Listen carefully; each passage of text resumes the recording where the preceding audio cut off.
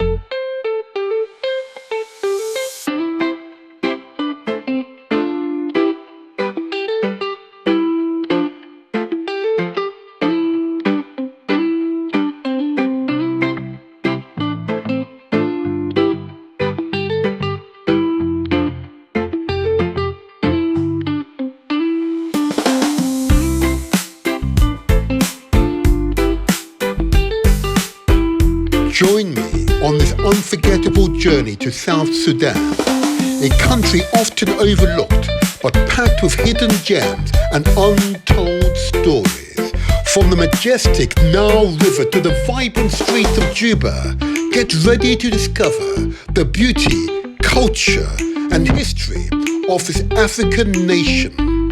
Is South Sudan truly Africa's best-kept secret? Let's explore and find out together. But my audience at this point do not know you. Can I just ask you, please, Grace, to say your name? I know you're in the UK, and I believe you are studying. You may just want to tell us what it is you are studying, okay? And you might, to finish off to respond to my question, just say where in Sudan you're from, your family is from, and we'll then talk about that thereafter. So just your name, what it is you're doing here in the UK in terms of your studies, and the people from which you are a part. Good morning again. Go ahead, Grace. Good morning. My name is Grace. I study computer science.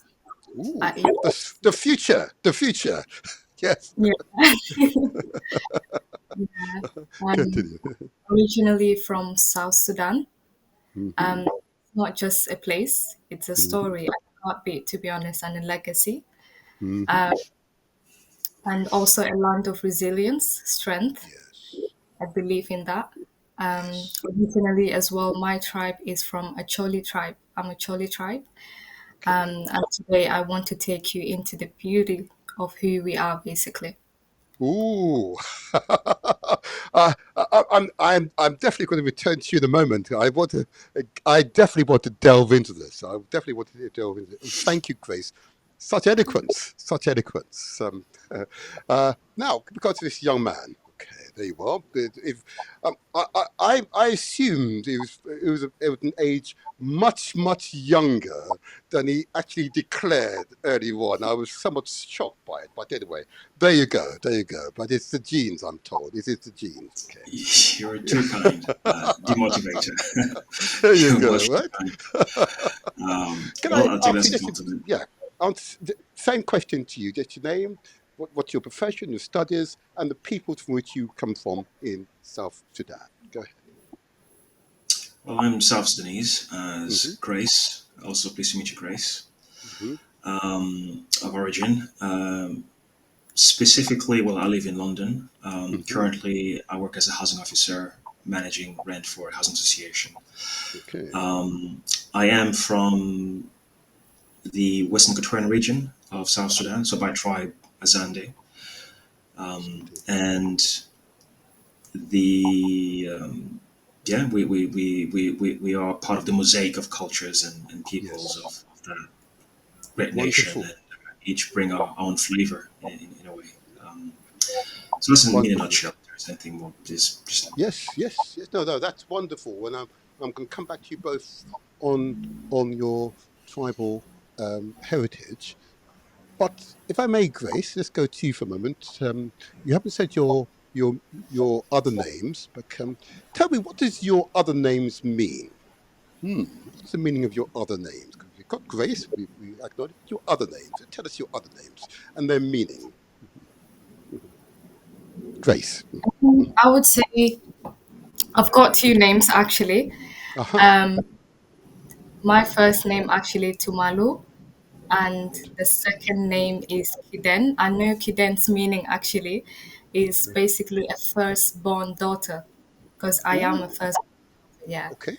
Oh, okay. Firstborn daughter. Brilliant. yeah, Brilliant. Powerful. That's powerful. Does that give you extra status at ceremonies and so on? definitely. You have to take on the responsibilities. Uh, uh, take on responsibilities. So, and that is therefore of equal standing to a man, or do you, as you are the firstborn, you are able to tell the others what to do? Yeah, it's I'm teasing you basically now.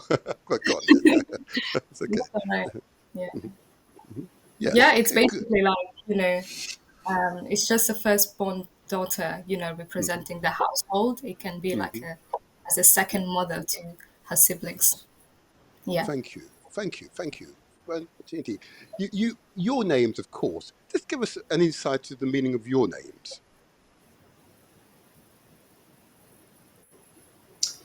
So my name is Sahatini David. hmm If you ask me for the meaning Yeah. is quite literally it has a meaning. Yes. I couldn't make it up. It just means it has a meaning. Oh. Um, my father gave me that Okay. name Yes. in honor to one of his mentors, the late Dr. David Sachini, who was Okay. a priest in Catholic Church in our part of Oh. South Sudan. And the irony is that because my father's name is David, Mm. there's an inversion. So he named me after Dr. David Sahachini, and now my name turns out to be Sahachini David. So there is sort of a very strange inversion of the position of the Okay. names. But Okay. yeah, it means it has a meaning, and I do feel a lot like Morpheus sometimes whenever I'm asked this question because it's I'm not sure what else to say beyond that. It has a meaning. It means meaning. You are meaningful, and you will make a meaningful contribution to society, to the world. And you're doing Well, so right thank you, now. There you are. thank you, And I'm demoted. I thinking appreciate it. I'm also thinking of Grace as well, the firstborn. And it's in the Bible, the firstborn is always given real significance. And Grace, we're going to come to you in a second. Good morning to you. Good morning, first of all. Can you hear us all right? Good morning. Yes, Yes. sorry for the tardiness. Uh, Sorry, I apologize to everyone. It is well. It is well. We've just started, so I'm going to ask you, please, just give your name. Give your name. And what's your profession or studies here in the UK, and just share with the audience the peoples, the tribe that that your family descended from. Okay, your name and your profession first of all. Go ahead. Okay. Hi everyone. My name is Moburjuk, Mature. and Okay. I am a electrician right now. Mhm. My educational training, I did study architecture, but I didn't quite finish. Okay. And Such my honesty. lineage, Only the young could be so honest on live on here. Continue. Yes. and well, did you ask about my background? Your tribal heritage. Your tribal heritage. Tribal heritage. So Hmm. my family are from the Agar section of the Okay. Dinka Hmm. people. Hmm. Hmm. Thank you. And my last question before I go to Grace is your name. Okay. What is the meaning of your name? Tell us what's the meaning of your name? Um, from my understanding, it Hmm. is a combination of two names, which are Hmm. colors of bulls. So Mubur Hmm. and Mujuk. Hmm. So the name belonged to my, let me see, great great grandfather. So my grandfather's grandfather. Right. And Okay. this grandfather in particular, he was one of the first people who encountered well, this is when the British occupied our part of the world. Hmm. So he lost a lot of property. I think he lost even some children and even a wife Okay. Yes. because of the British displacing us. So I think my understanding is I was given that name as a reminder to our relationship to this country and just as a Mhm. reminder. Thank you. And of course, that question is asked of you all, really, so that the audience can appreciate that names have meaning. Okay, they have the power to impact on your characters, your outlook on life. Okay, and it gives you a sense of root and foundation, a sense of identity. Powerful. Thank you, each of you, for your sharing openly. And Grace, if I may return to you. Okay, and you describe your family's heritage. Okay, and I'm interested in this. You see, because it's believe it or not, here on the internet, we hear very little about your people. Believe it or not, yeah. Okay, unless I've got this wrong, very little, and therefore to hear so little means that there's a lack of understanding and appreciation. Okay, so I'm going to ask a few very topical questions. I know those who are uninitiated would ask. Okay, so of your people, tell us something about the sort of local food, for example. For example, what is your favourite dish, for example, and what does it contain? Let's give us some idea. I've seen some of your food, and my mouth is already watering. But anyway, you go first. You go first. Give us some idea. Um, Obviously, with my tribe, Acholi, we are Actually, yes. mostly, yes, we are mostly famous. Our famous dishes are basically cattle and livestock as well. Hmm. And if you ever heard of boo with simsim, is basically greens Okay. cooked in simsim paste. That's comfort food at its finest, basically. Oh, Uh, okay. Can I just yeah, check? You said the word. Did you say simsim? Did you say simsim? yeah, What is that? boo Is with that? simsim. Aha. It's like a Did. green cooked in simsim paste. Oh, right. Oh, Yeah, I said my mouth is watering already as you describe it. Continue. that's Wow. It is yeah, lovely. I believe I may have had that. You see. Wow. yeah. Oh, wow. Okay. And that's your And favorite, is it? That's your favorite? It's one of your favorites? yeah, I wouldn't say that's my favorite. Literally, Okay. my favorite Okay. food is basically a food called malakwang. It's like a Malak. sour leaf, yeah, sour leaf Hmm. stew, basically. Mm. Yeah, Right. I'm going to have to seek you out and enjoy your cuisine. Right. Okay. yeah. Okay. Wow, that's interesting. And just to take it further, tell us about clothing. What do you know? You're not in your traditional dress right now, but I will in the re-edited version put up some of your traditional dress. Describe your traditional dress to us. Give us some idea. Okay. I would say with the traditional clothing is Mm-hmm. simply It's simple actually, but Okay. deeply meaningful to us. Mm-hmm. Where I believe when it comes to the clothing, men often wear wrapped clothes or Okay. animal skin, Okay. sometimes beads and crowy shells, I think, Okay. symbolizing Mm-hmm. status or clan identity. And Okay. also the women where they wear gomesi style dresses is Yes. basically like wrapped with basically skirt with a Yes. beautiful beaded necklaces, bracelets, and Yes. sometimes as well headscarves as well. Mm-hmm. Um, Also during dances or ceremonies, you will Yes. see like a vibrant, Yes. beaded waistbands as well and anklets, I guess as well, and a body paint that reflects beauty and identity as well. Wow. Say Yeah. that. I want you to say that again with beauty and identity as well, she said. She said it with her head up high and proud of her cultural traditions. That is Africa. Oh, thank you. Thank you, Grace. Beautifully said. Beautifully said. Beautifully said. Uh, Tahiti. Now, let me just ask you the same question on food. We would understand food better. Okay, because I've been into quite a number of restaurants and tasted a whole range of cuisines. Okay, and what I'm always shocked by is simply the range. And it's so diverse. It can be so diverse.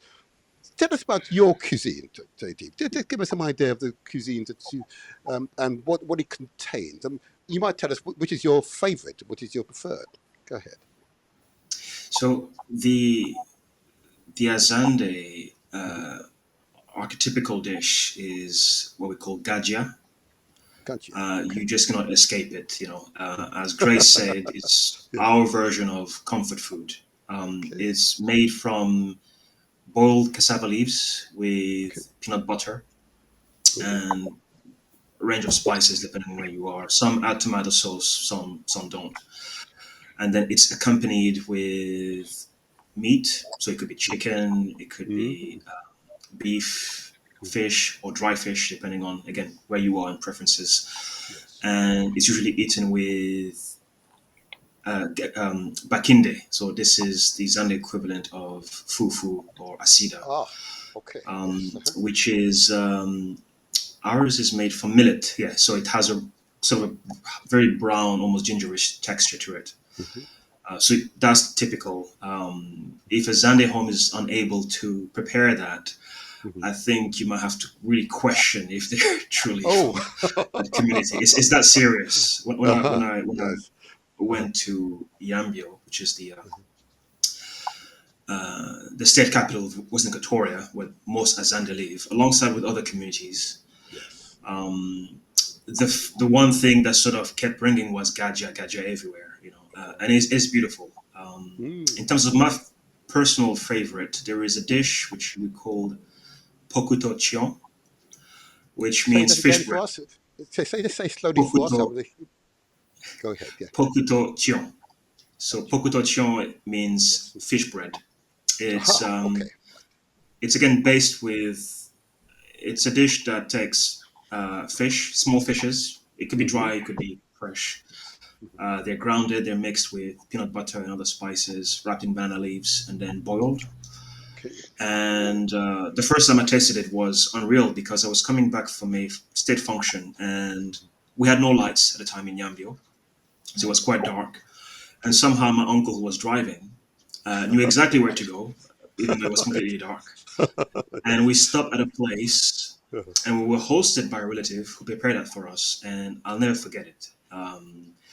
And I would pay top dollar to even taste that. I would pay twice whatever you could spend on any typical fast food just to have that type. I understand. Yes, I completely understand. I'm from Jamaica. There's one of the base food is what we call rice and peas, which is rice and kidney beans, but prepared in a particular way. It in itself is a complete meal. But I get it, and I've got to say to you, I, I, I, I recall the feeling with affection. Okay, okay, there you are, there you are. Okay, let me now just move over. Mabs, let me move to you. The same question to you. And this is a get to know you question, you see. It gives you an Sure. insight, give the audience an insight as to the cuisine traditions. That's what we want to do today. What is your cuisine and what is your favorite in your cuisines? My favorite cuisine is a cedar. No, sorry, not cedar. Oh, Combo. So combo. combo is a dish usually prepared with dry fish Mhm. and yeah, and some spinach. Yes. And what else? But also, from what I realized, just hearing from everyone, is my Mhm. family are very urbanized. Okay. So, so a lot of my family grew up in Khartoum and even in Juba. So they've been able to kind of absorb other dishes Okay. from other cultures and even from our own, and then even enhance it with other things. So a lot of the times we would have kisra, which is what Ethiopians call injera. Injera. So Okay. with that Yes. Okay. injera, yeah. So a lot of the Yes. times they're able to eat that with multiple things, stuff like bamia, kombo, and even Hmm. having certain dishes like salat aswad. We're able to have things like shaya, which is just roasted meat, chicken. Just Oh. so it's just been so it's just Yes. been so just growing up, it's been very varied in terms of what is South Sudanese food. I don't think it entirely reflects where my family are originally from. So, Okay. Where are they originally from? You said it, so I'm going oh, to ask. sorry, yes, yes, sorry, sorry. That's my majority of my family are from Rumbek, which is in Lake State, which is located slap bang in the middle of the country. Right. Okay. Dinka. Right. Thank you for that. And in both the gentlemen, I did to follow up on the question of the clothing. Tell me what's your traditional dress? Yeah, I'm with you, Bab. Still, just tell us about the clothing. Um, so there's just different clothing. So sometimes they'll be like made with animal skin, Mm-hmm. in particular leopard skin. You'd see a lot of Okay. people who are from very, high authority or come Right. from sort of these little hierarchies. They wear leopard skin, and then even sometimes skin like clothing made from different skins, like a goat Mhm. or a cow skin, Yes. and then Yes. even Yes. and then sometimes I'll be honest, sometimes there is little clothing Right. because it's just I so hot. understand. Yeah. Yes, so Yes. a lot of people like to expose themselves. Uh-huh. Sometimes I can imagine just be so hot, and it's just Mm. convenient just to have Yes. less Yes. clothing. It's a it's a cultural heritage.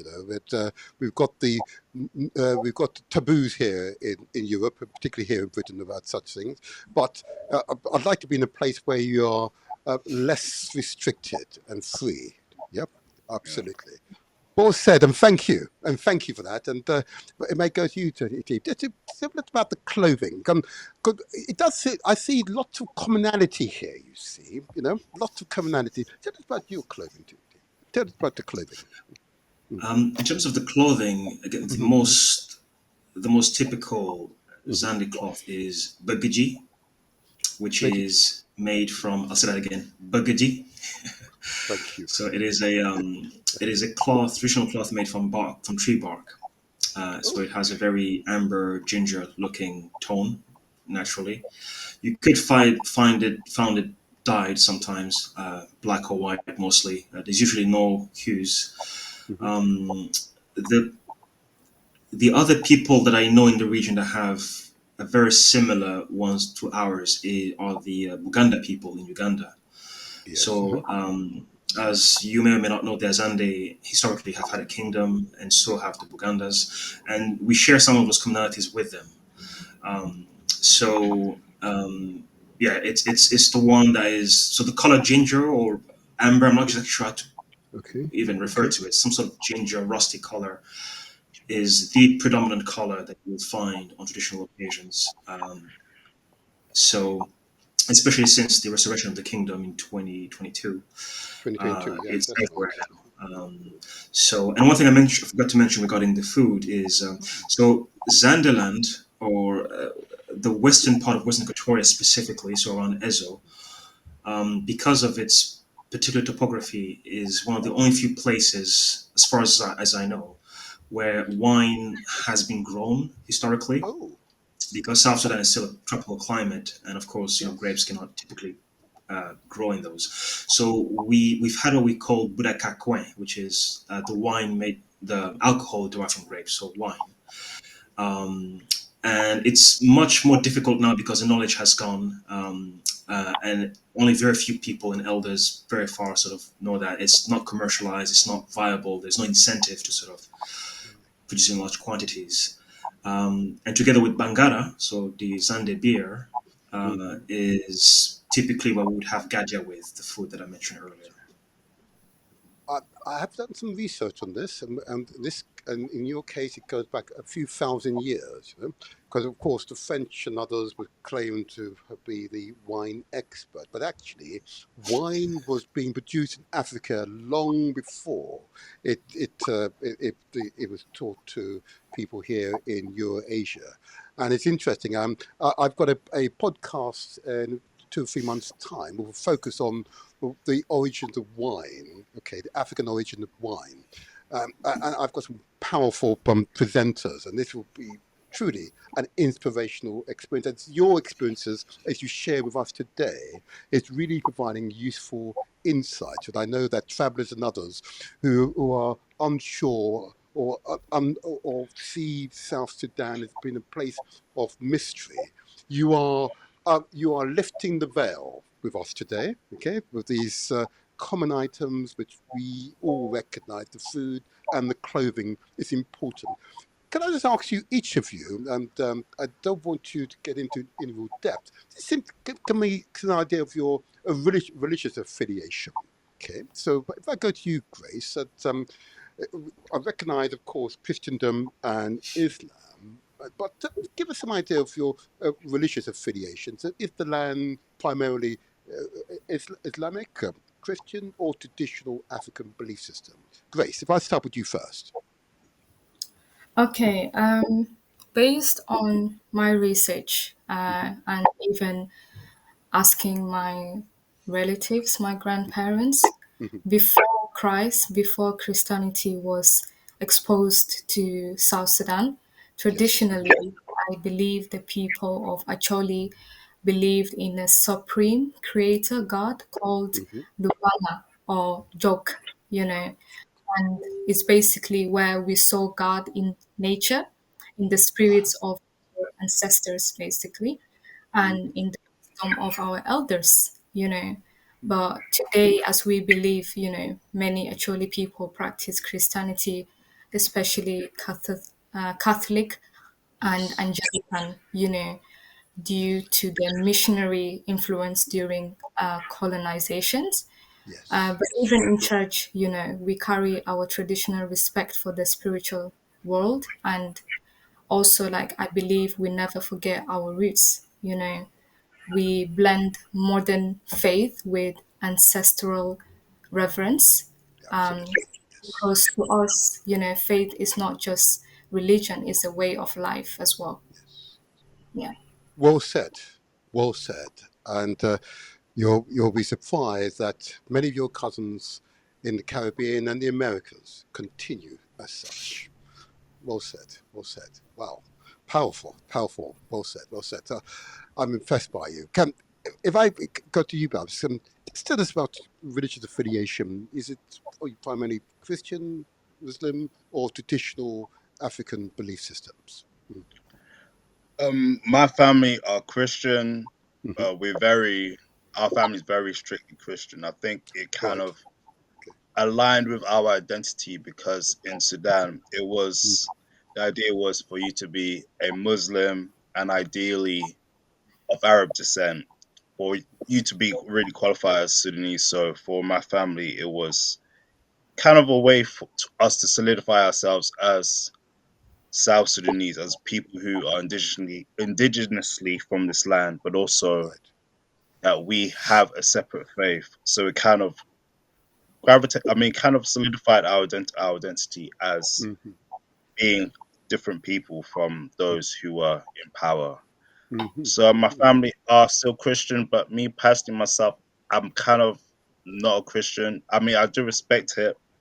I don't think it's something that it should be taken away or that we should try to adopt something else or go back Right. to traditional beliefs. But I do believe that it is important that we do remember our traditional beliefs because I think it aligns with our overall history.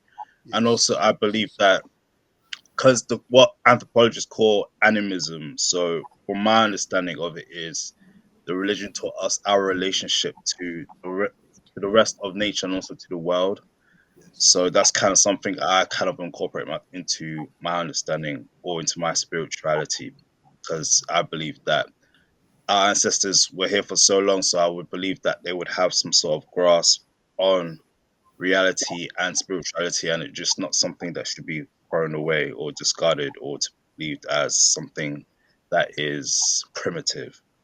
I Hmm. think it has some say or some sort of relevance to us today. Absolutely right. Absolutely right. And it is interesting as to the propaganda that was spread by the so-called missionaries, which were the precursor to the capitalists that invaded the land. Okay, was of course to devalue our traditional belief systems, to dismantle our culture and traditions. Okay, that's of course was their intent. So the Church of England here, and they sent out those missionaries, intended harm. They intended harm. But it is interesting to hear you as you speak on this subject. And this is not a program for further investigation on the subject, but it is one to allow us, and particularly the audience, to get insight as to the peoples and understand you better. Can I go to you, Titi? Just again, in terms of religion and religious affiliation, you Christian, Muslim, or traditional African belief system? What is your heritage The Zande more broadly are uh, the vast majority are Christians. As Grace said, some are also divided um, between Catholicism and Protestantism, or variants of here? Protestantism, Anglicans, Yes, evangelicals, and so on. yes, I personally am a Christian too. We also have a noticeable minority of Muslim brothers as well as animists. And there is also a high degree of syncretic. So you'll find people who would tend to merge. Um, I think sometimes it's more sort of a personal, a local community sort of experience, but they would merge traditional hmm beliefs with hmm Christian practices. yes, This yes. is sort of the general picture, and I don't think this has been an element of contention within the community so far. Hmm. But we can notice some slight difference in behavior. With like for example, it's really an amazing experiment.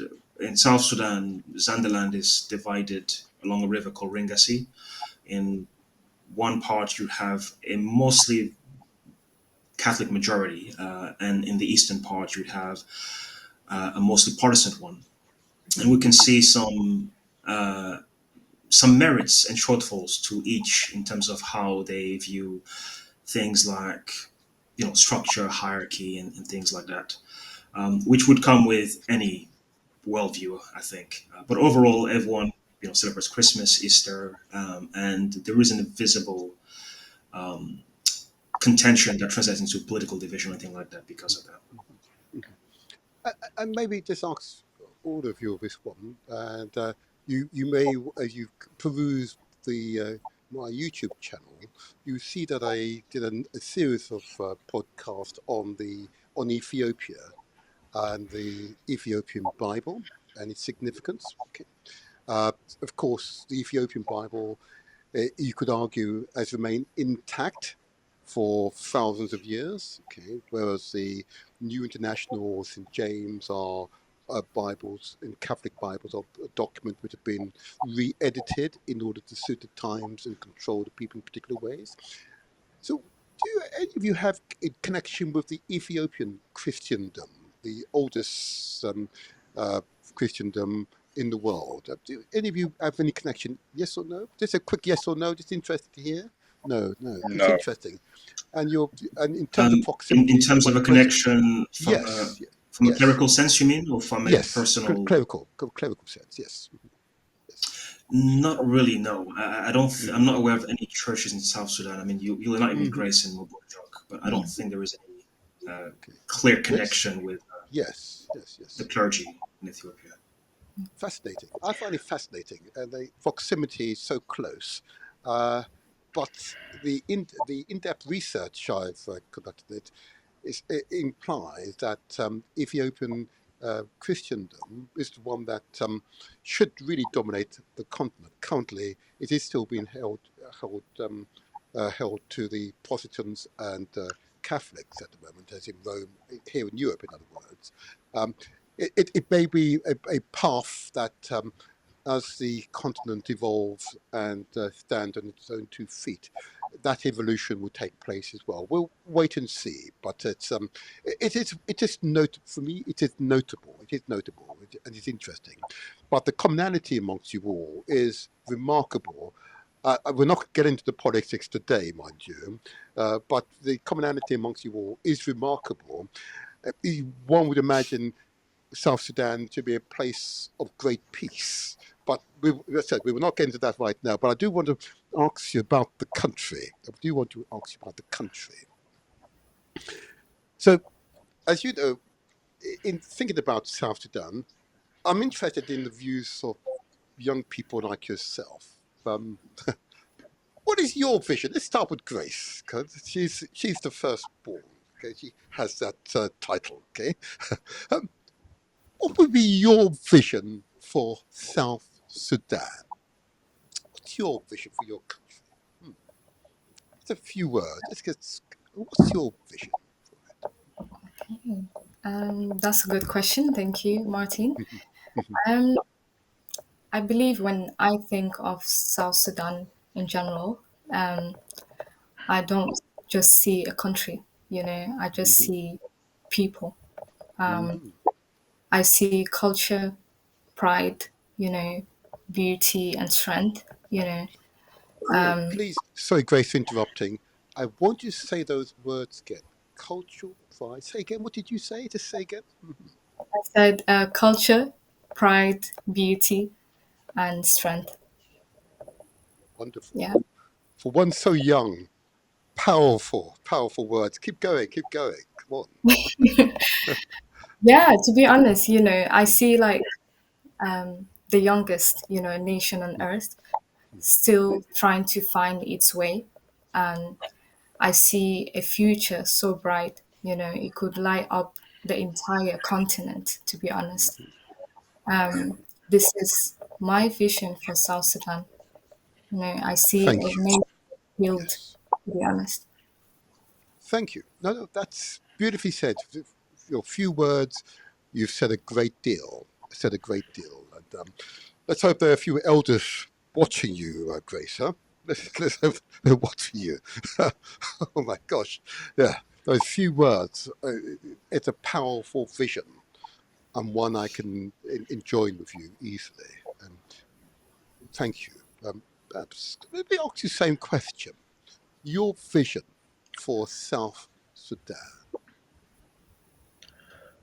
My vision for South Stand is for it to break the mold of the modern state Yes.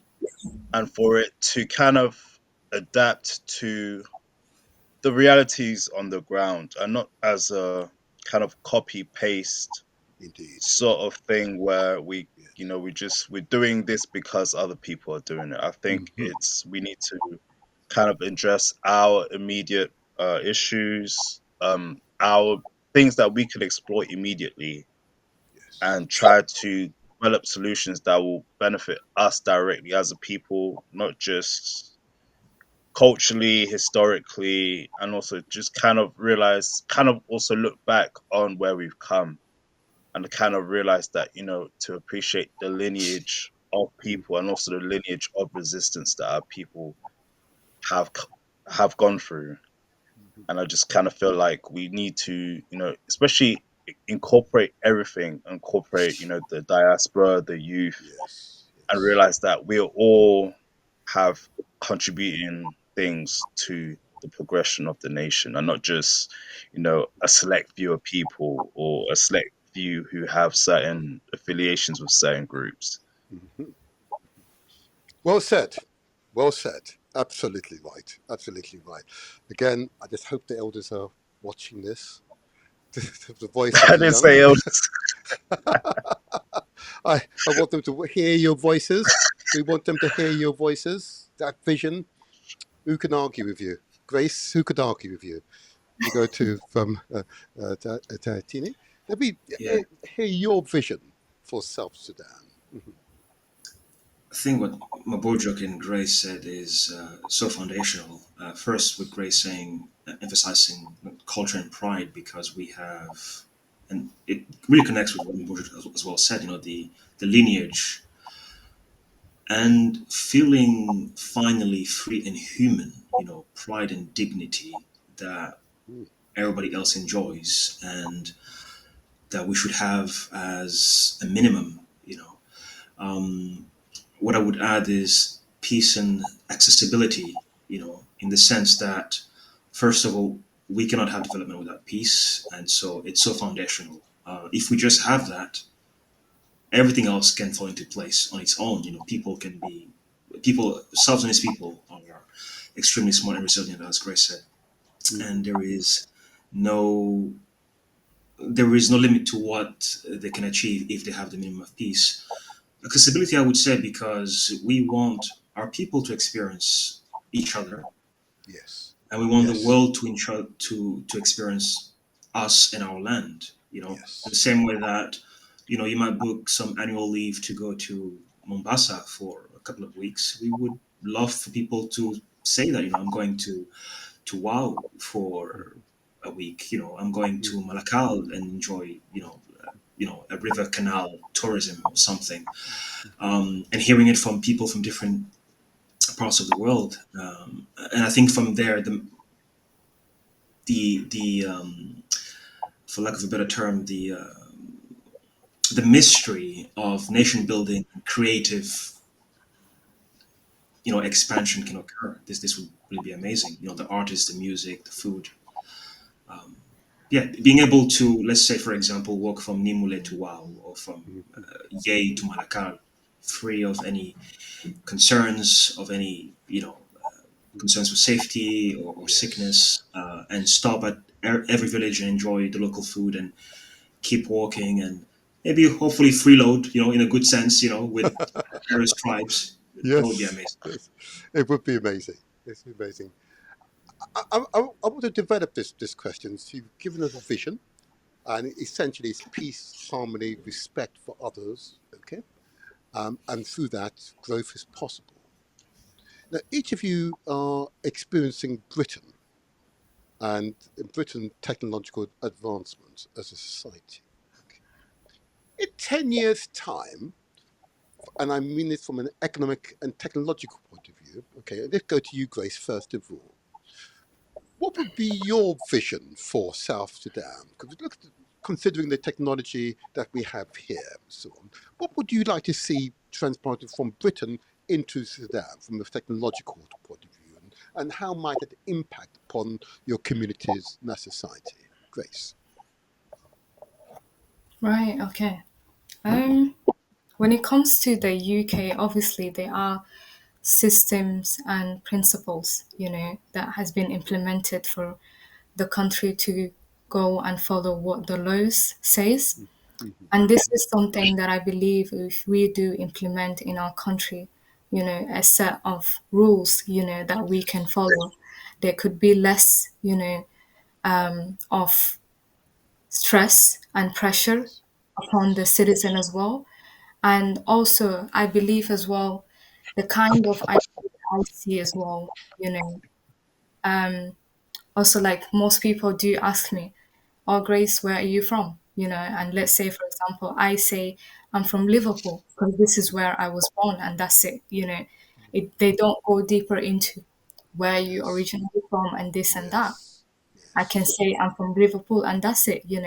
It's not Hmm. something do dive into, or is a problem that I was born in this place. This is something that I believe I want us to take it, to South Sudan.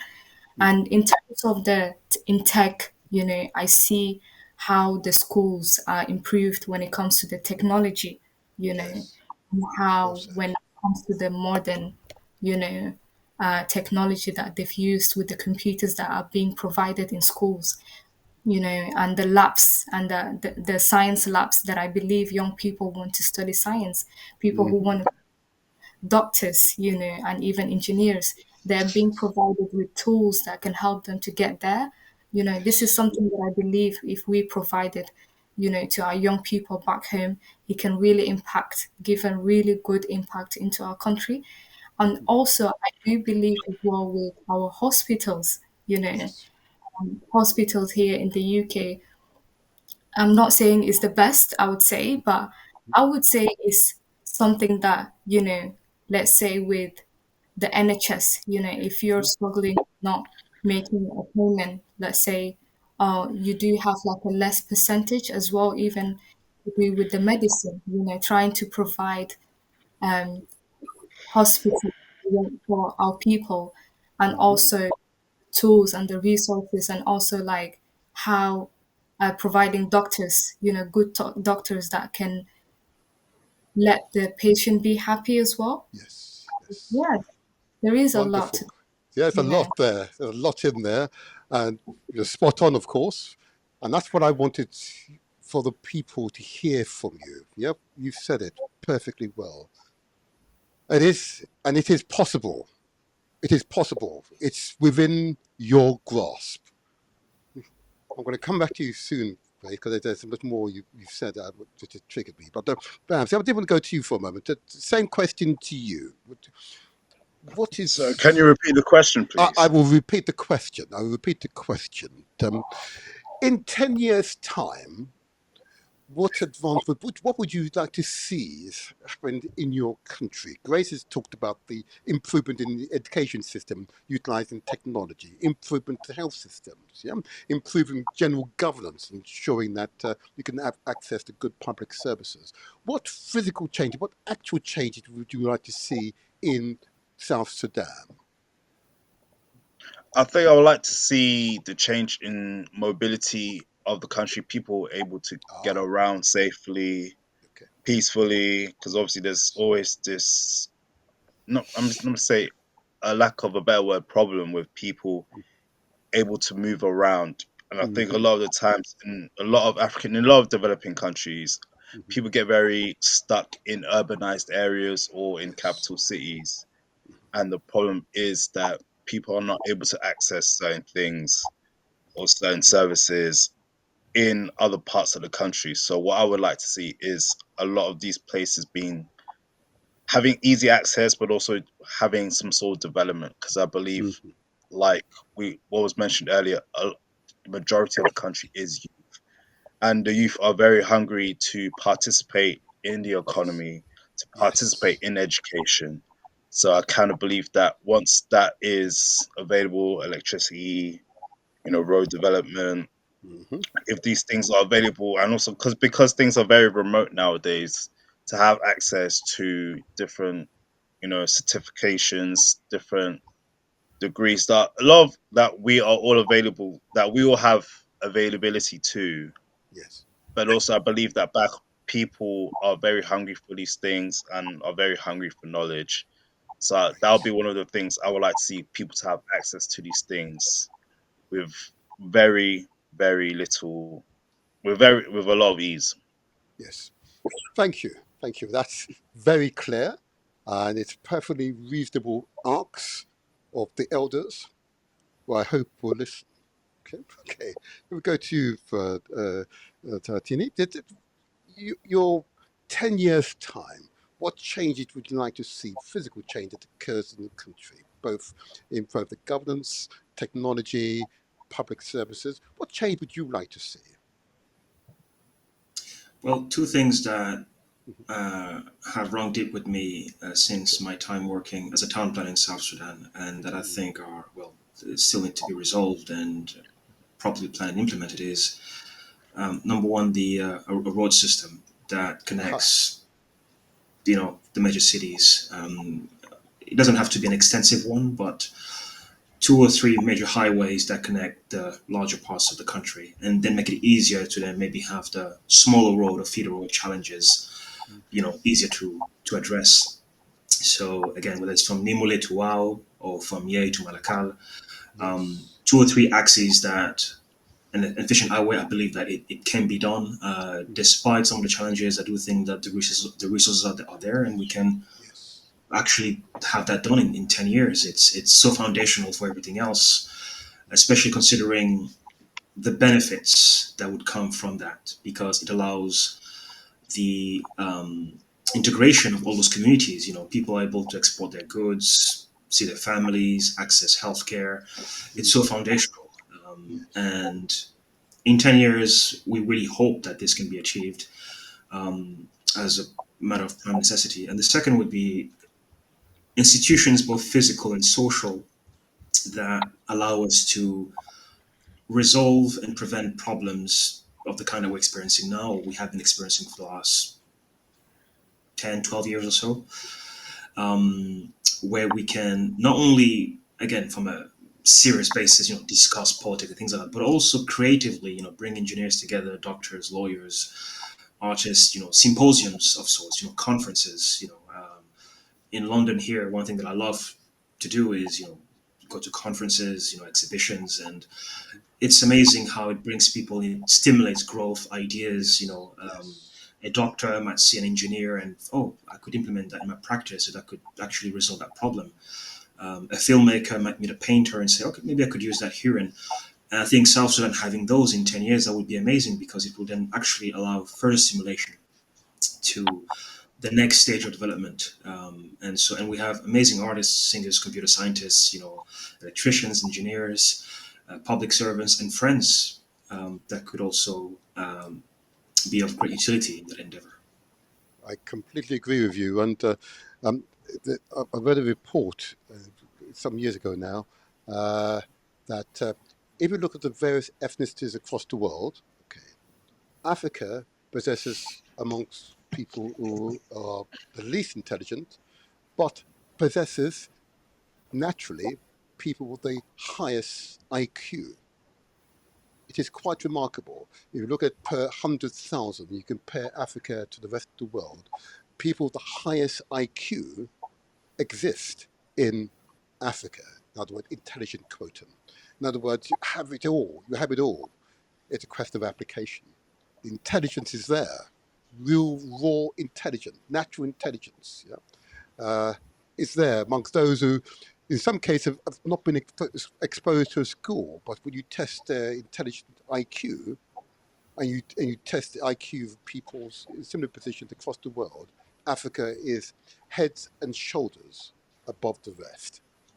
Well, it is Powerful, a it is a powerful. paradox, isn't it? It is. In the sense that, look, the USA, the UK have some of the brightest universities. Oxford, Cambridge, Yale, Harvard, and yet economically there's still a lot of question marks about the outcome of some of the policies. Some of the policymakers come from those schools, and there's still some significant shortfalls when it comes to that. So intelligence might not always be the definer of development, paradoxically. I do think that acknowledging each other as humans, Yes. each other as equals, as bearers of witness to cultures that are millennia old, thousands of years old, and having a value that this person can add to my life, can add to my humanity, especially from the fact that they have evolved, or they have developed or adapted in a part of the world that myself, my family, or my ancestors have never seen.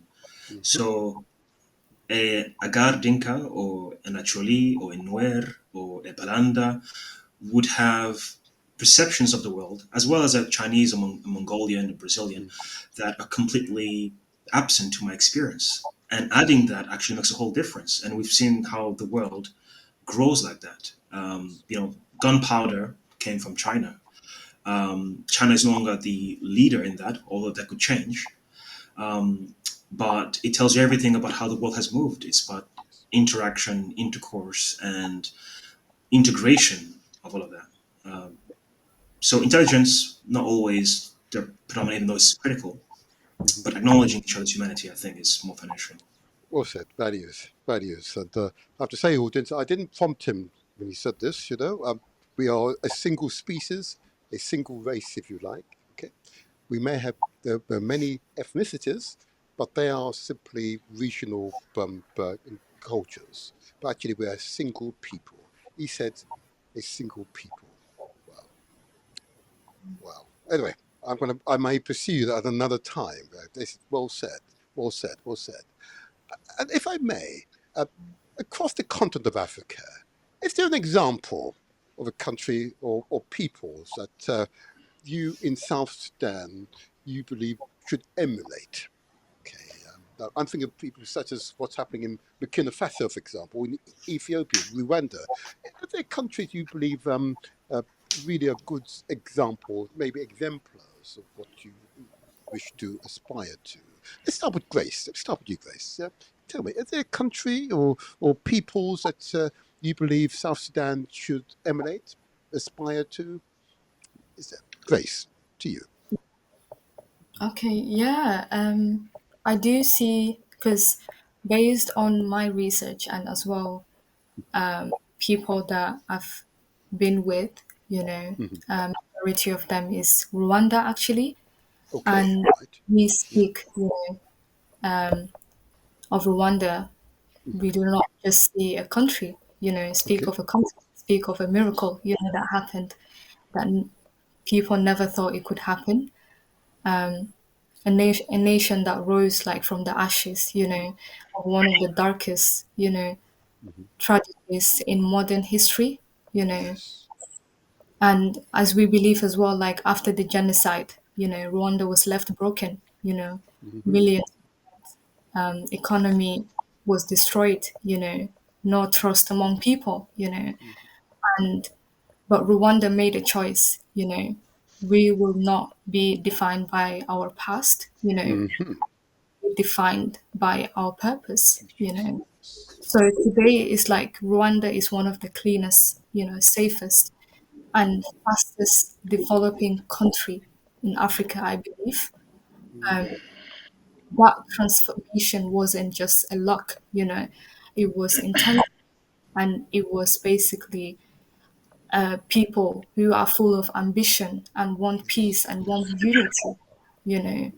And also when it comes to the strong leadership and vision as well, and I believe under President Paul Kagame Mhm. leadership, Academy. Rwanda was Yes. focused on unity and reconciliation, Yes. and also zero tolerance and corruption, good governance and accountability, which something I Yes. believe, they introduced vision in 2020, and that and now vision of 2050, the blueprints to turn Rwanda into a middle income, knowledge and Absolutely. based economy, Yes. and I believe Rwanda did not wait for the world to fix it. They built it their own solution, and this is Absolutely. I Yes. believe Absolutely. with our country, we should not rely on what the world, whether they're gonna come and, save us or to fix what we've destroyed. Basically, we our own people, And also, I believe as well to come again with the investment in technology and innovation. Mhm. I feel like Rwanda is becoming the Silicon Valley of Africa, literally at the moment. You know, the government built, I believe, Kigali Innovation City to attract Yes. companies as well, and the startup people who wants to start businesses, Mhm. which could attract the tourists, as for example, to see like this could be a place where I can start my business and I can increase income. This is the idea that I had because of the way they present themselves into outside people. I'm sorry. It's okay. I believe as well, like they are proving that African countries can lead in innovation and Yes. not just Yes. follow, you know. Also, like, Thank you, Grace. You said it. You said it with such eloquence and forcefulness. That vision and that example is clear. And again, I hope the others who watch this will take on board your words. In fact, I'm confident that will happen. In fact, very, very confident. Thank you. Can I go to you, Babs? What would be your example, exemplar on the continent, with country or peoples that South Sudan should emulate? Who would be your example? I believe it's a combination of what's going on in Rwanda and Hmm. probably a bit of what's going on in Burkina Faso, Niger, and Mali. Kind of Hmm. a safe mix. Obviously, Yes, things that would have some sort of fail safe politically, and to kind of safeguard ourselves from the pits of yes, tyranny or dictatorship. I believe yes. that there should be a kind of a mix of the two where we value security and value our own autonomy that will also lead to our own technological, political developmental developments. Yeah. Thank you. No, that's fine. It's spot on. And if I go to you also, Tainty, really give us your examples or exemplar of a peoples on the continent that uh, really at the point for South Sudan to emulate. What would be your examples? Your examples? Well, the uh, the legacy that Botswana has had on itself in Africa, I think, for the last 40 years or so, probably more. I think is one that's really interesting in terms of institutional building, which I think is the most critical priority that we need. In fact, it's probably the cause of a lot of our problems so far is the fact that our public institutions, but also community, cultural, probably even personal institutions, private, families and so on, um, are misaligned with each other and misaligned with the prerogatives or the challenges that the world presents. But Botswana has done an amazing job reconciling its traditional heritage, Mm-hmm. maintaining it, cultivating the local councils among communities, chiefs, and a strong parliamentary culture, rule of law, transparency, and a Yes. much higher degree of institutional and fiscal discipline than what you would have on a continent, and also still seeking, pursuing wise economic development. Reinvesting on its own soil. Promoting tourism, being conscientious of the environmental and social implications of globalization and all of that. And so, for all those reasons, the traditional, the institutional, the economic, it's an amazing example. Um, I also bear in mind Senegal as a strong example of parliamentary democracy, an Mm-hmm. institution for Africa, and stability overall. We are, of course, following a lot what's happening in the Sahel region. It's Yes. still, Yes. I think, the early stage of a revolution, and it's really hard to determine how things are going to pan out in the future. But I think the desire of the people for fundamental change are there, and that instinct needs to be combined with actual institutional building. The institutions that check and balance abuse of power and authority, so that if three people have eyes on a bank account, that's better than one. At least for the sake of avoiding mistakes. Let alone potential Absolutely. mishaps. So institutions and countries in Africa, Tanzania is another one, but I'll say Botswana stands far beyond all of those Okay. in my personal experience and understanding. Thank you. Thank you. Thank you. That's all very clear. Very clear. Uh, I know we are going to be joined by an elder very soon, which you all will know very well, but it's timing, timing.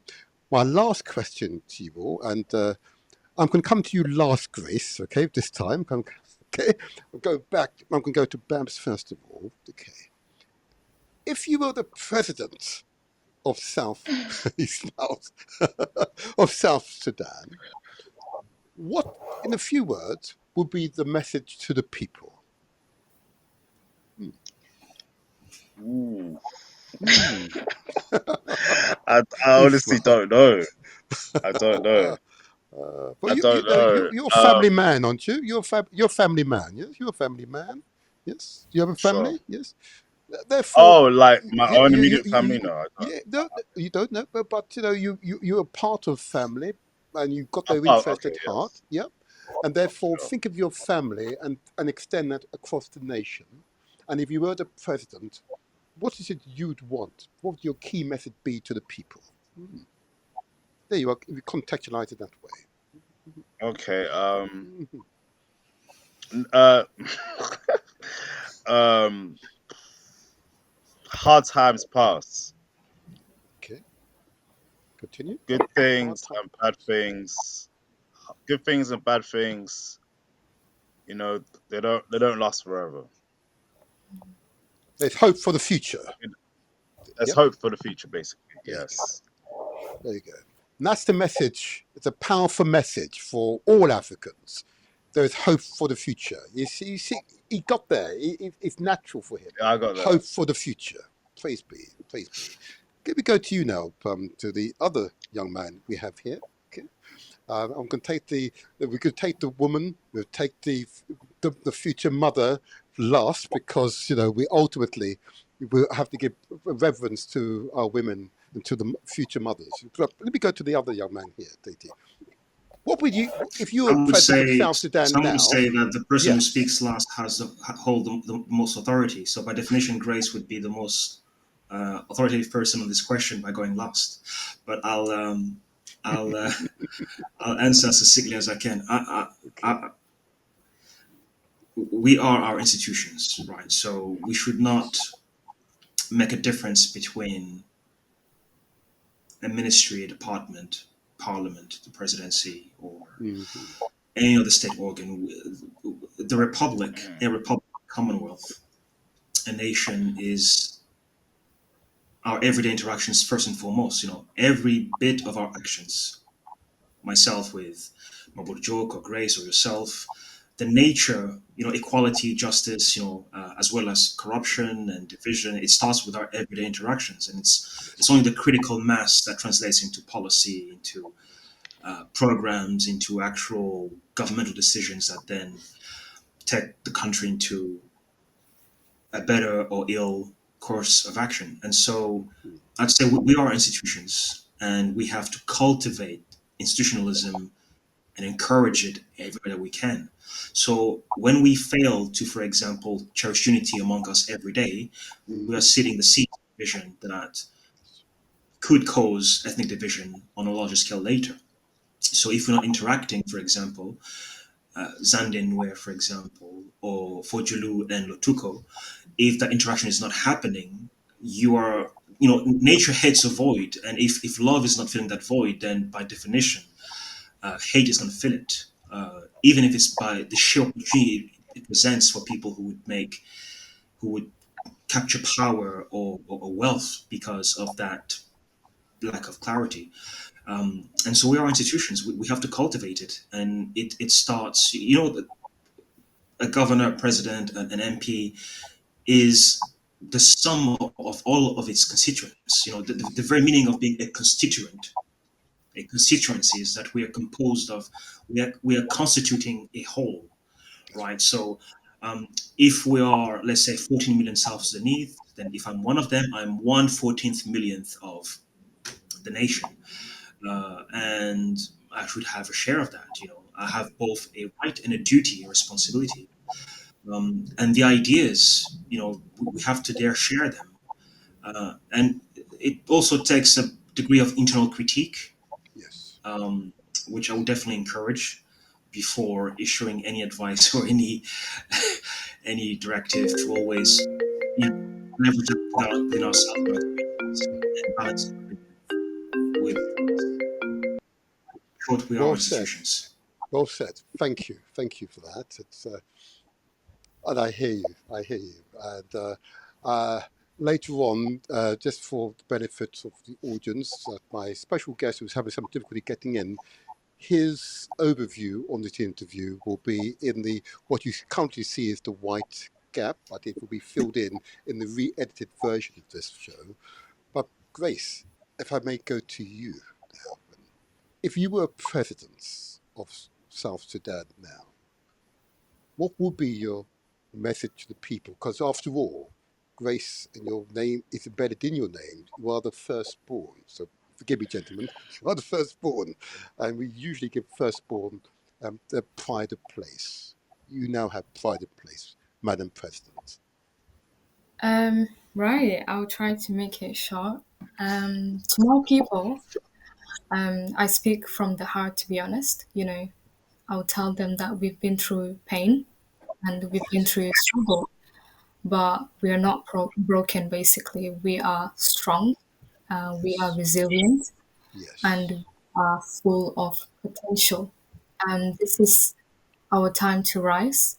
And let's stop tearing each other up, down, and start building each other up instead. Let's choose peace over pride, unity over division, and progress over silence. Our future is in our hands, and I believe as well in us. I believe in South Sudan. Wow. Those few words, I think you both gentlemen would agree that was enough. Powerful testament, Madam President. Madam President. Wow, that's the future. We should be optimistic for the future. We should be inspired by these young people, yeah, their vision, their articulation of what needs to happen to improve their lives, family lives, their community's life, their tribe's life, their society's lives. And together we can all make a difference. I want to applaud you all. I want to applaud you all because I've got to tell you, listening to you, I feel a sense of extreme pride. Pride that you've come along. You don't do this very often, I take it. Appear on live podcasts very often. There you are. Okay. So this is new to you. So this is what we're seeing here, people, is the rawness of Africa, the raw talent, yeah? The raw ambition for Africa. There we go. Listen to this. There you see my expression and you hear the claps. You hear the clap. There's more of it coming. More of it coming. Applaud you. I want to applaud you. Applaud you. Well done. Well done. Well done. Well done. And together we will all make the difference. And we'll transform the world. There's a person born in the Caribbean by the name of Marcus Garvey. Okay, a Pan-Africanist at heart. Okay, who believes in African unity. One of his signature statements is that Africa will recreate a civilization that will astonish the world. Yeah, and you all are a true testament to those words, which was said just under 100 years ago, but continue to resonate amongst Africans here in the diaspora. And I know intuitively, as part of your very genetic material, is a part of you. That those words are a part of you. I'm very optimistic for the future.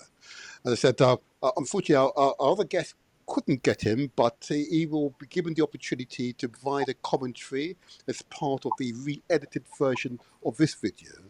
But it is well.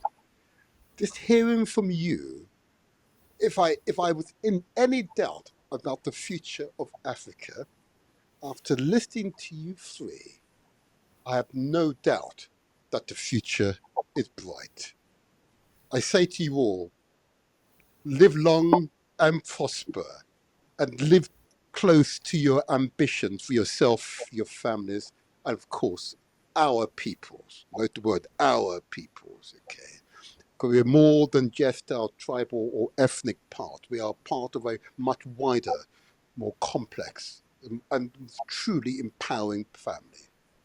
Thank you for your sharing your vision, your ambitions today, because that is an energy that will resonate throughout the world. Good day to you all. Thank you so much. Thank you. Thank you. Praise be. Thank you. Thank you. Good day to you all. And Thank you, Martin. we'll get you back again another Thank you. time. But for now, you just go and enjoy yourselves. Be young and be fruitful. Okay. I'll start now. Okay. Oh, Justin, I'm really pleased you've been able to join us. Those wonderful young people from Sudan. I have to say they were truly inspirational. And you observed the interview. I've got to say they were truly inspirational. But before I begin with you, and just to remind my audience who you are, can I just ask you, please, Justin, just say your name, the organization you represent, and what you're trying to achieve for your country, South Sudan. So your name, the organization you represent, and what you're trying to achieve for the country that you belong to. Go ahead. Go ahead. Well, lovely. Greetings, Mr. Motivator. It's always a Yes. pleasure to be part of your program, and I'm Thank so you. glad that you managed to get some bright youngsters who have a lot Yes. of passion, love, and a sense of purpose in life. Because Yes. when you Yes. belong to a country, clearly it means a lot. When you Yes. belong to a new nation that was literally founded while you're alive, it becomes even something more inspirational. So I'm Absolutely. glad they were able to express their views and as a people. Okay, before I go into that, yeah, my name's Justin Yergodin Motad. I have a couple of hats. I work with the community here in the UK. I'm also a member of the Sudan People's Liberation Movement, the liberation party that liberated the country. Yes. It's undergone a couple of manifestations, but still is the key government entity. It's splintered slightly, and I think you're probably aware. Yes. Um, South Sudan, obviously the world's newest nation, like Yes. many other nations, has a lot of challenges. So we Yeah. also crafted something we call the South Sudan People's Charter.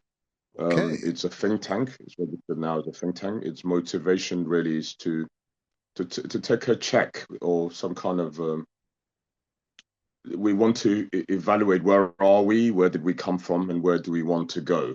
And again, Yes. as Africans, we wrestle with lots of issues of governance, issues of legacies of colonialism, issues of Mm-hmm. neo-colonialism, but equally how to manage our diverse societies. So we, as a think tank, are looking and studying the evolution of the nation state in Africa and how it has fared, and what we could learn from the pitfalls and failures of others, as well as the success stories.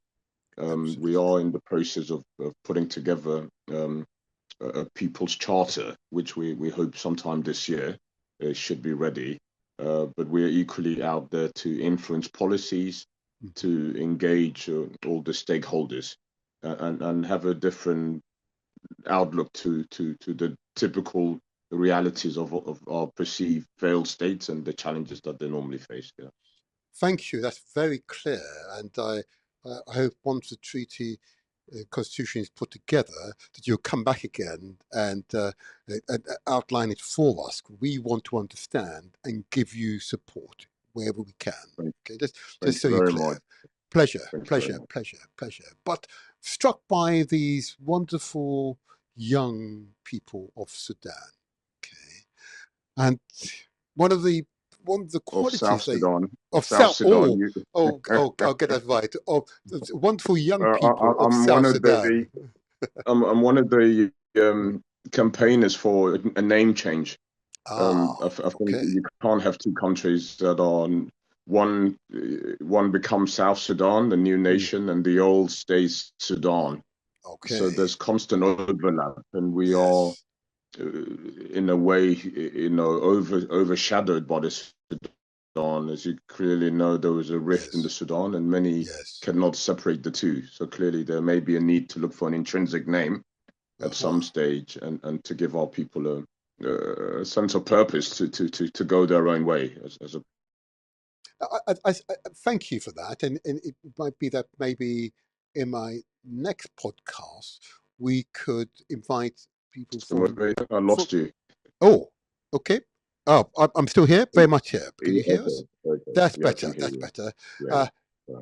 yes, it may well be right that in our next podcast that we invite young people and others from North Sudan or Sudan, okay, and let them tell their story. Maybe that would be right, Justin. Do you think?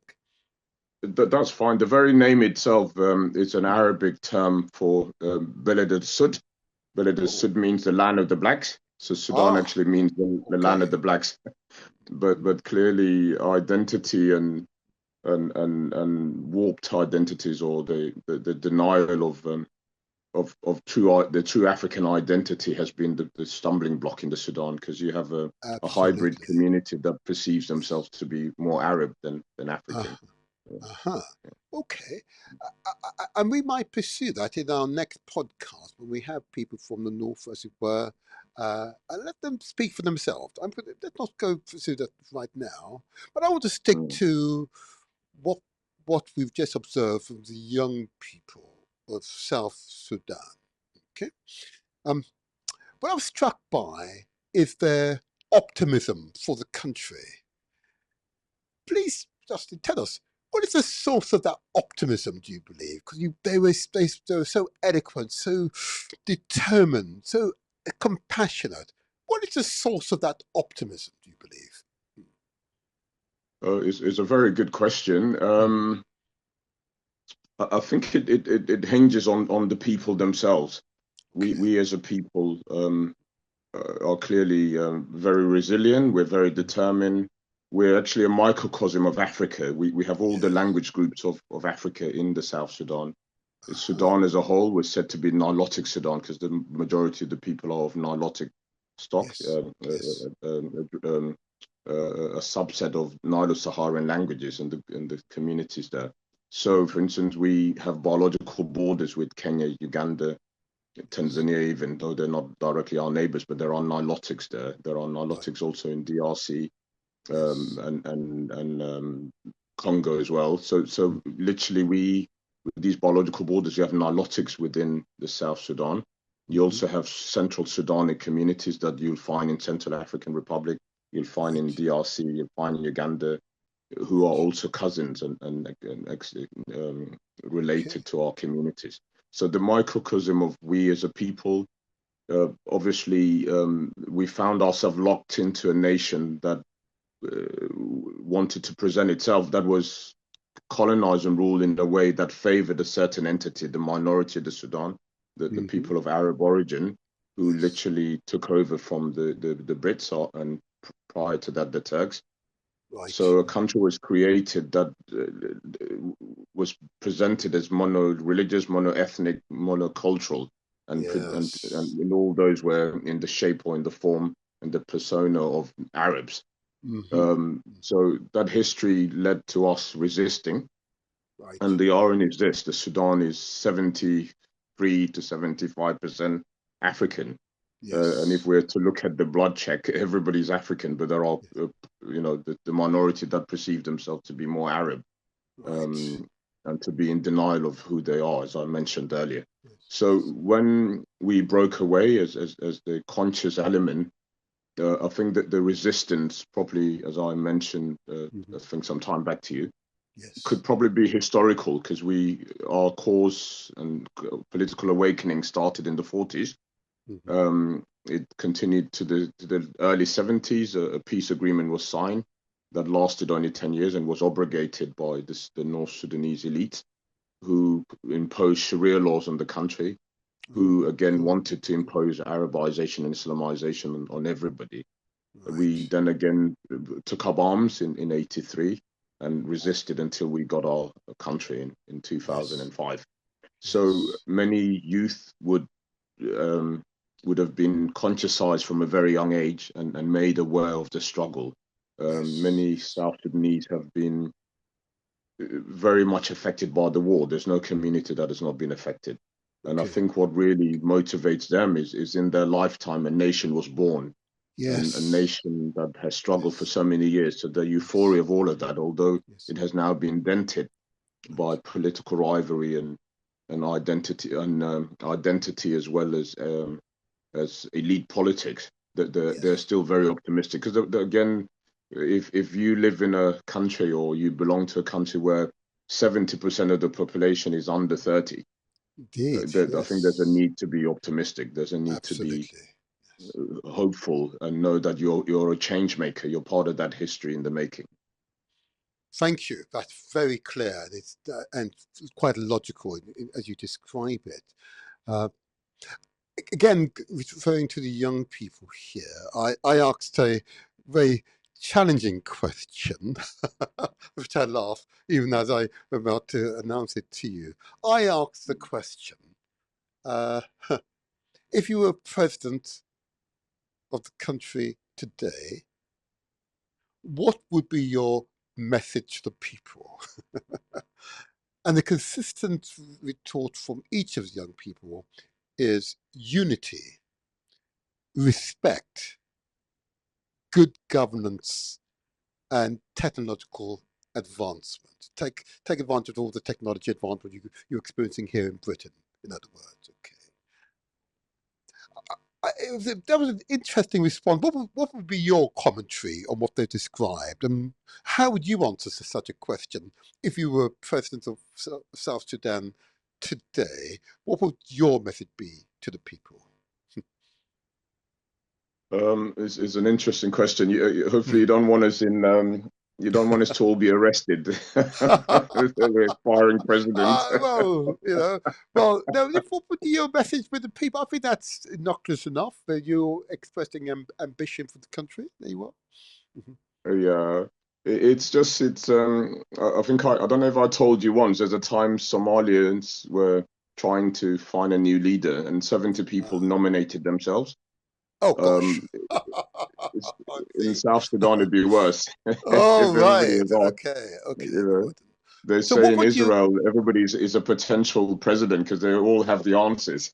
they most certainly do, Uh, but what would your comment be on what the young people cited as being no, key I'm features? Yeah. excited by what they've said, and Mm, I think it resonates with my own thinking. Obviously, hmm my take would also be on how to manage diversity and how Yes. to Yes. celebrate Africanness and how to hmm mold the people together. Because we would look at our history, our shared history, our shared commonwealth.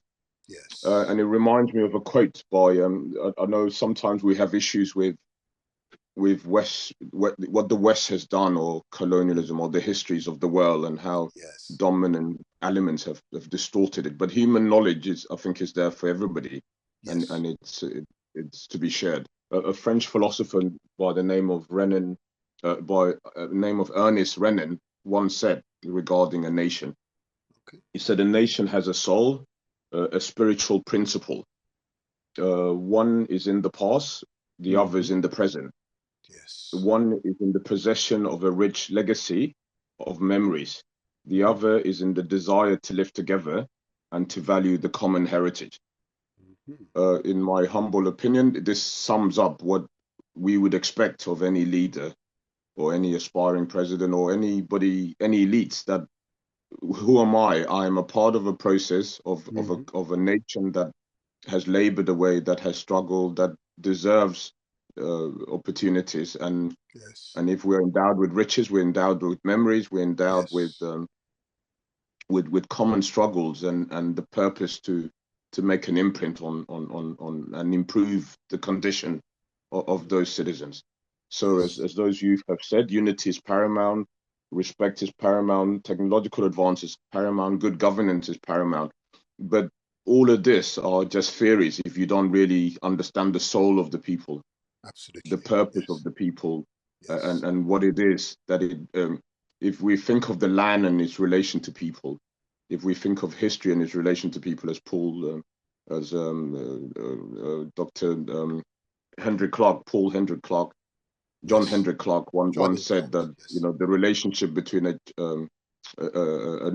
people and their history is like that of a child and an infant or newborn baby. Yes. So Yes. our history and our histories as Africans should be the empowering ingredient we need to literally take pride in what we've received and to hmm pass it forward to the next generation.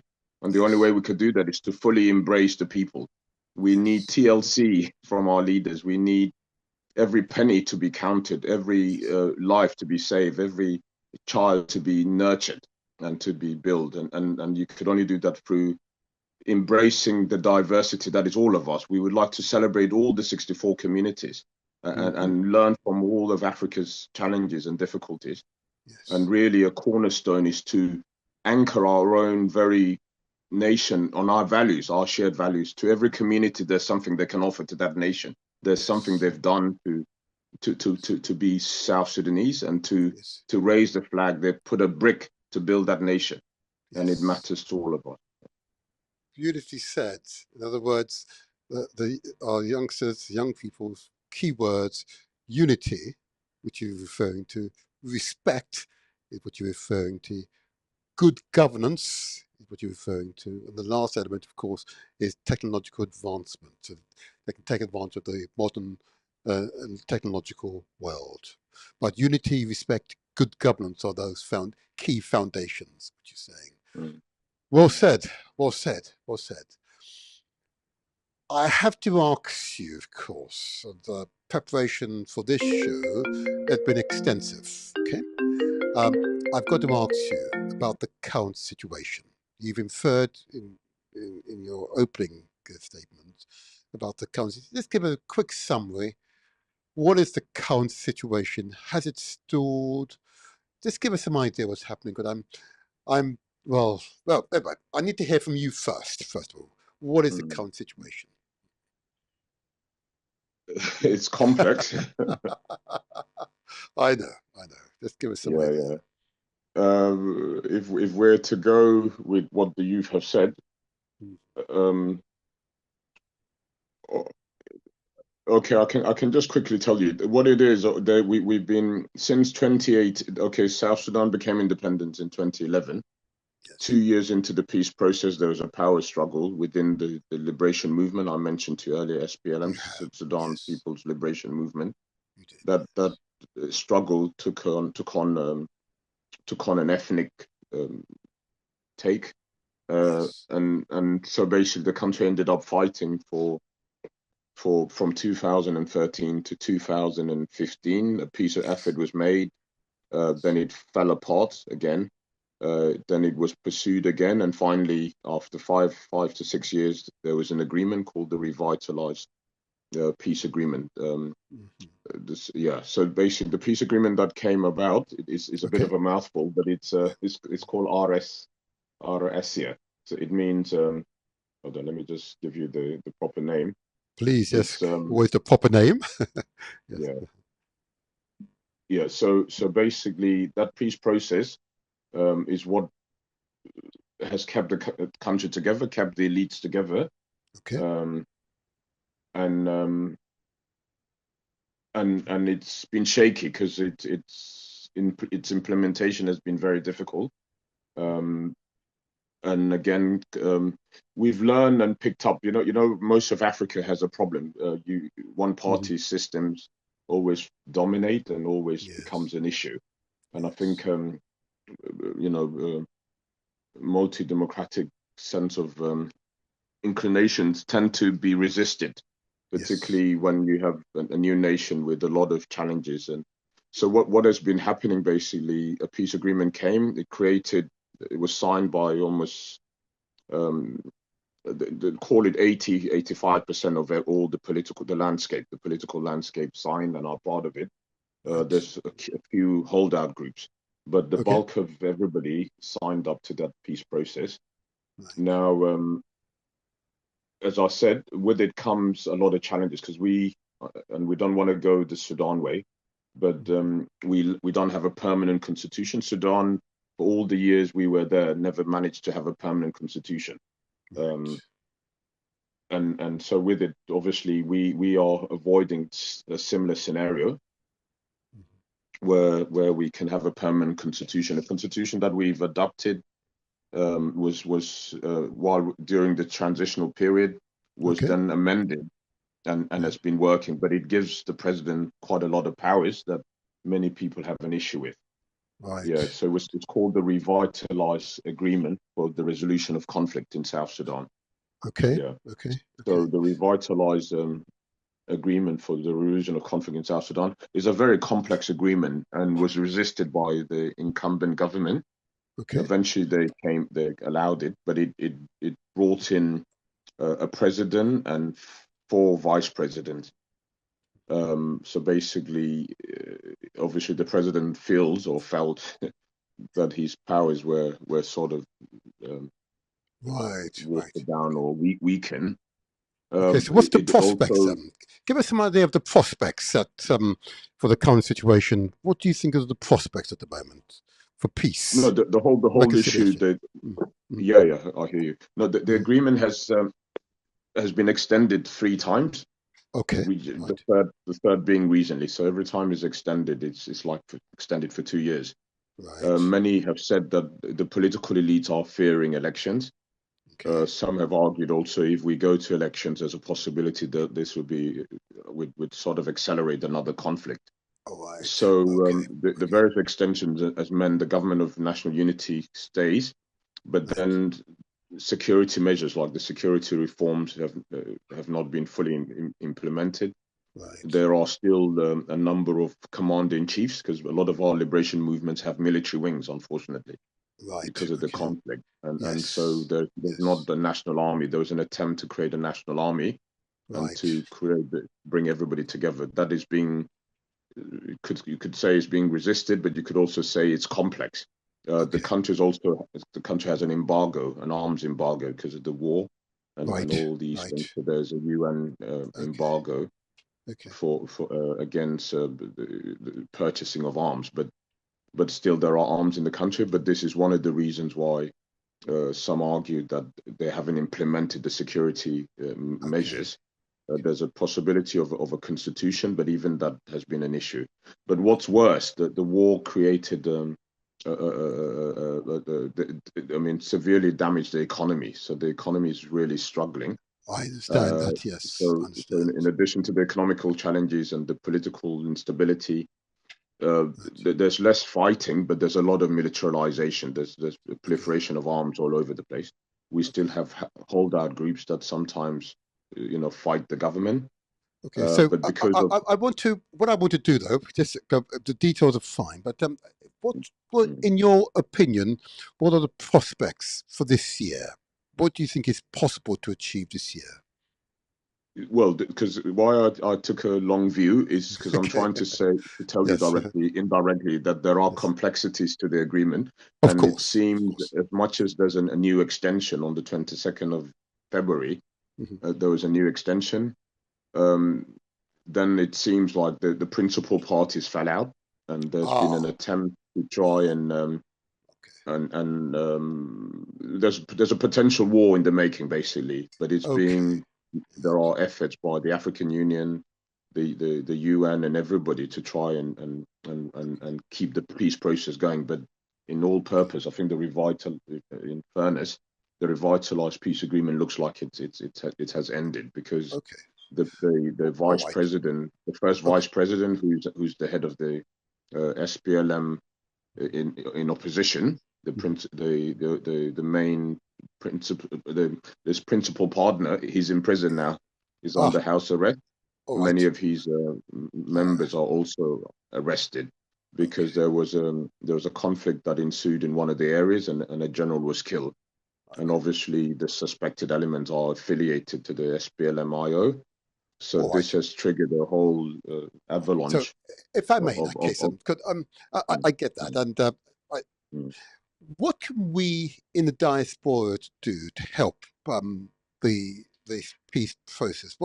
How can we contribute to bringing peace to South Sudan? Uh, it, it's a good question, and it's Yes, yes, welcome. And yes. again, one of the what my personal view and the view of us in the people in the South Sudan People's Charter Mhm. is that you can bring peace through development. Okay, It's a phrase that was also used by the liberation movement when it was first fighting. It said it wanted to usher in peace through development. okay, Um, we think of, as you said earlier, there are ways that everybody can help. There are schools to be built. There are teachers to be trained. There are Yes. farming Hospitals. technologies to be Yes. acquired. There's Absolutely. Yes. alternative energy solutions. Yes. The society needs help. Is still Okay. Yes. potentially a society that is coming out of war, is an emerging territory with a lot of complexities and a Yes. lot of lots of pain of Okay. our evolution as a people. Uh, So and there's a so lot to be done in terms of yes. capacity building, in Yes. terms of supporting students that are studying, in terms of Yes. supporting families, in terms Yes. of trading know-how and experience, and so all of Right. that is So much. how can someone who wants to contribute, where would you recommend that they go to? Is there a website? Is there a information portal they can access? Can you quote for us? So the youth that you interviewed, many of them are involved with the Mm. youth and also with the community. I Okay. also happen to work with the community. We've established an umbrella group that brings together, because again our status has changed. In the past, people were refugees, people from a war zone. There are still people coming in today because of the failures of both North and South Sudan politically. So there's still a huge influx of people, but we've created an umbrella group to literally take ourselves as a component that has been here now for 30, 40 years, or people All that have right. been here for 30, 40 years. So as a migrant community, if you want to call it, we must have structures. So we must have Yes. our lawyers, our Yes. professionals, our business Yes. people.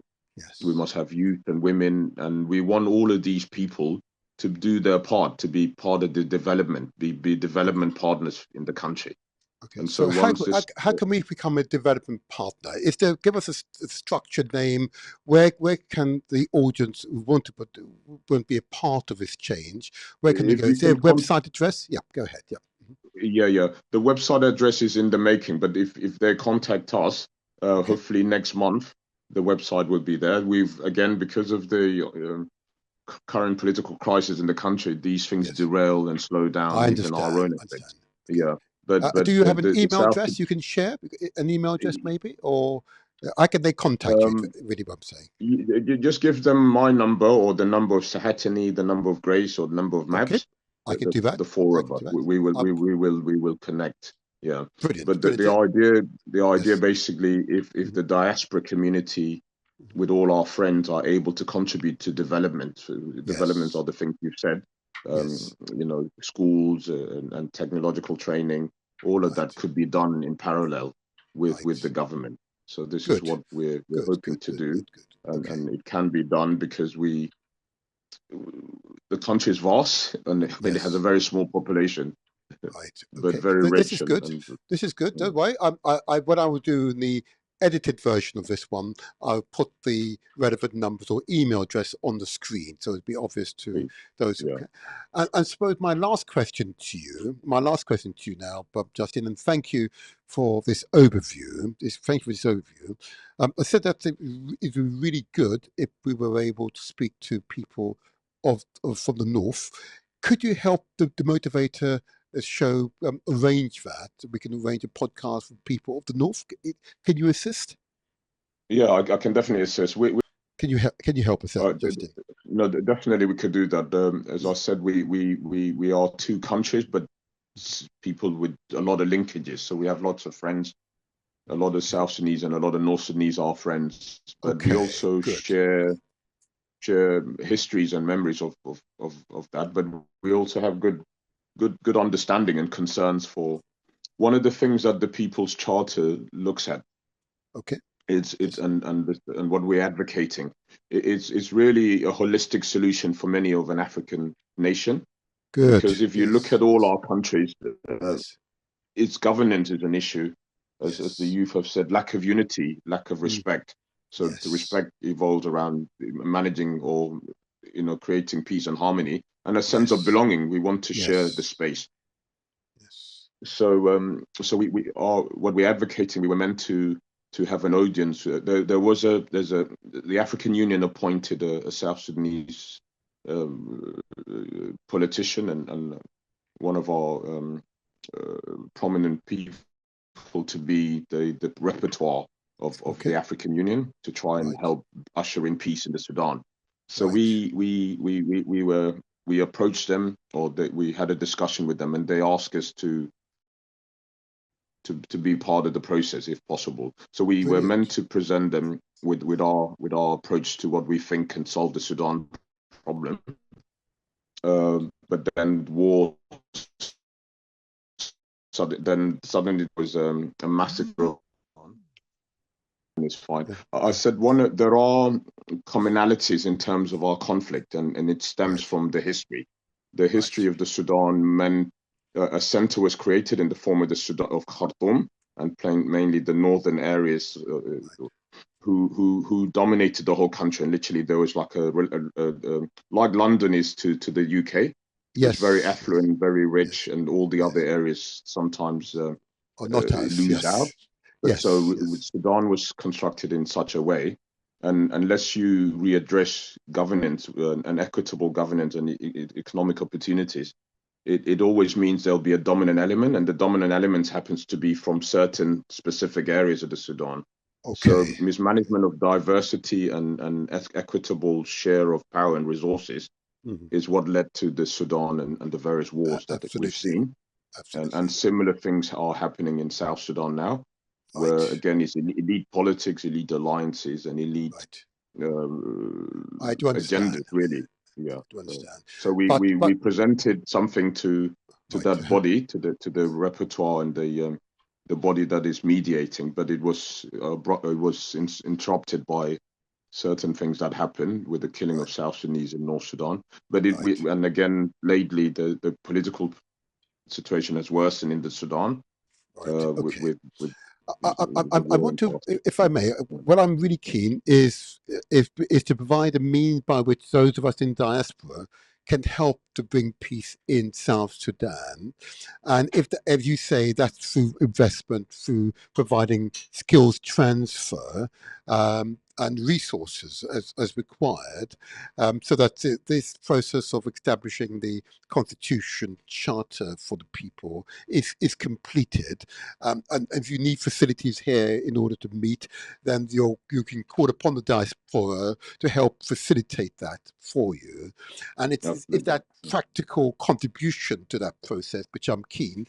So I'm keen that in the final edited version of this interview, that your contact details are featured so that those who care, those Africans who are truly Pan-Africanist, okay, and indeed other peoples who are humane and compassionate, who want to help South Sudan to find its feet, to grow as a nation through unity, respect, and strength, you can do so. Um, what's your closing words to the people? I want to close now, but what's your closing word, your closing message to the people? I think it's Mhm, firstly I want to thank you, Mr. Motivator, for mhm.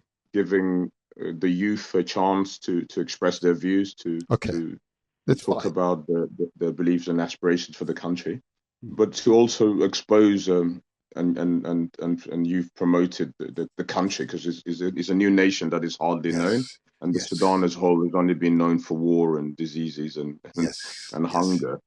But yes. a new narrative is necessary, Absolutely. and one of the ways to do this is to keep having these discussions. Mhm. Yes, the political issues once week is like a tunnel that we're going Yes, through, a black hole.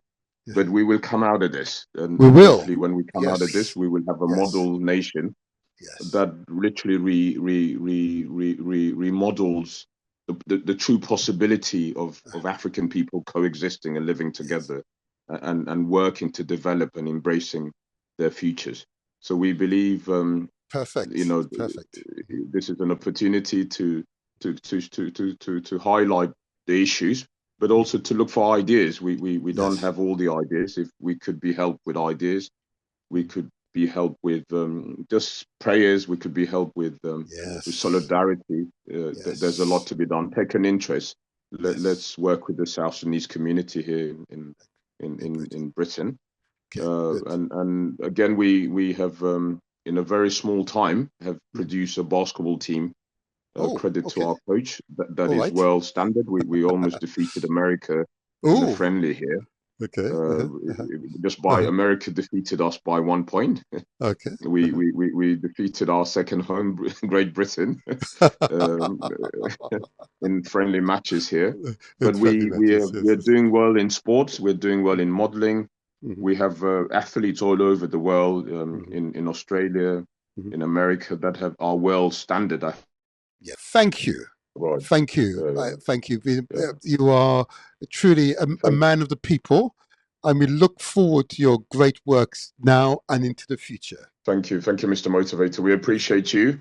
I Pleasure. was saying, in the same way that Jamaica has made a big imprint on the world, Mhm. as small as it is, Yes. South Sudan will also be making small contributions. Right. Yeah, Good. thank We you. look forward to Yeah, it. We look forward. We're there to give you support. Thank you, sir. Thank thank you. you. Have a good Thank you very day. much. Have a good God day. bless you. Reaction again. I want to do the reaction again. I know you understand. I've got to do this and keep doing this. Yep. I want the balloons to flow up. You see the balloons? I want you to hear the clapping now. Yes, we're all clapping. See the balloons going up. I want you to feel it. I want you to understand the magnificence of what you've just heard. You know?